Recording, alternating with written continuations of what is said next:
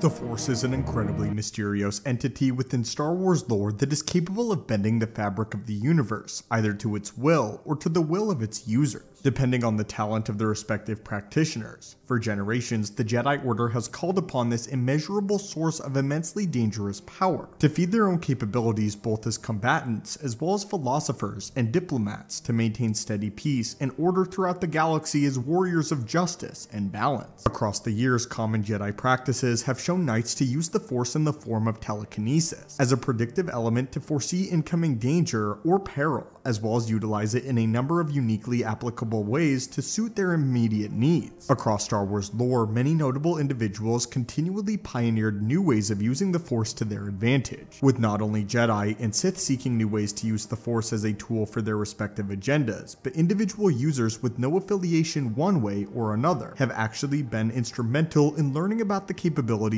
of this vast cosmic energy. Among many of the most well-known abilities, one common Force practice has largely gone under-recognized in the confines of the modern era, and this is an ability known as alter damage. So what exactly does this mysterious Force ability entail? Well, stick with us, weary travelers of the galaxy, and let's explore this idea today. Alter damage was a form of Force manipulation that directly influenced the immediate surroundings of a Jedi Knight, and allowed them to change how much damage aspects of the environment could inflict on others. Obviously, for a Jedi, a hugely useful ability. They most commonly use this in tandem with their lightsabers though, and commonly a mastery of lightsaber combat was instrumental in the mastery of alter damage and other alter-based abilities. The principle of these alter abilities revolved around bending the nature of the environment to a Jedi's will, and the Jedi in question could then utilize this artificially warped reality to fit their specific needs at any given moment. Jedi Master and Council member Plo Koon in particular was an avid practitioner of several obscure Force abilities that revolved around this same principle, though he used them in increasingly creative ways and ways that were largely unheard of among other Jedi or even Force users in general. As a small bonus fact, Plo Koon actually belonged to several Force-based groups, not just the Jedi Order. Due to the Jedi's mastery of physics and his incredible cosmic intellect of the worlds around him, he was able to alter entire environments, creating hazes of dense fog, bending temperatures of various environments to fit his needs, and even going so far as to melt ice or freeze water on various occasions. These abilities are similar to what alter abilities could entail, except in the case of alter damage, a Jedi was able to bend the aspect of the environment that they were always carrying around with them,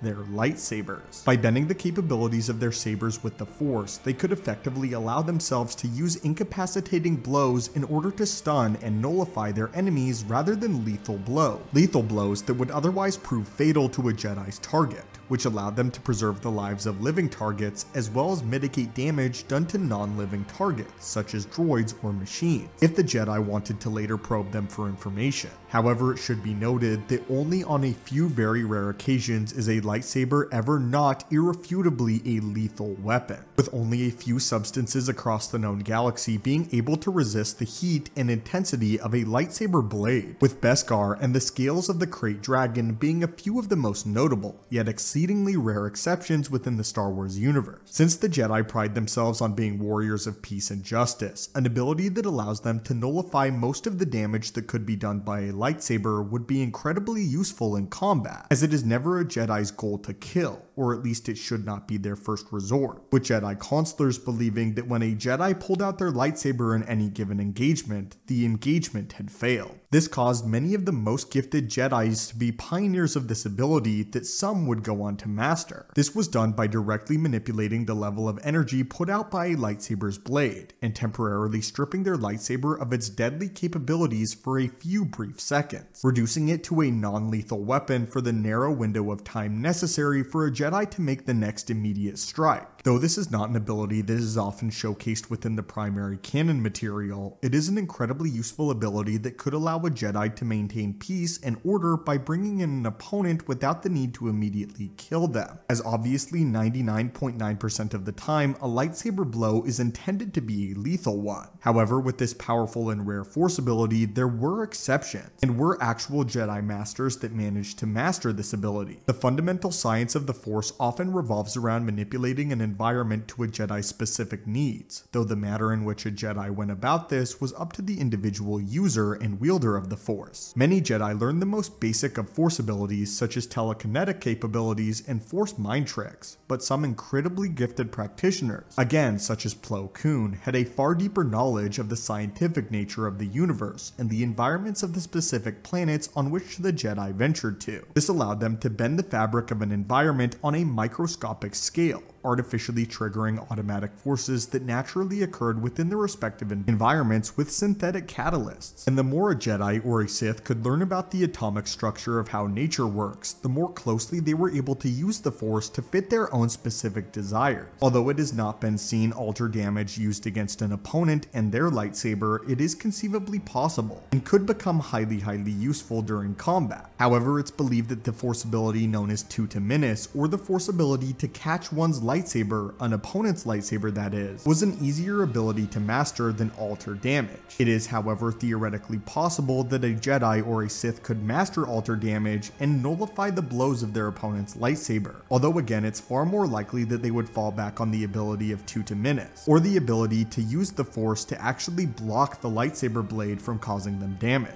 Anyway, my friends, what are your thoughts on this? And what are your thoughts on this ability alter damage, and why many Jedi Masters chose to utilize it and master it, and how it helped them stop many engagements non-lethally? Had you heard about alter damage before this video, or is this the first time you're hearing about this? As always, my friends, thank you guys so much for watching the channel, hit that subscribe button, and I hope to see you in the next video.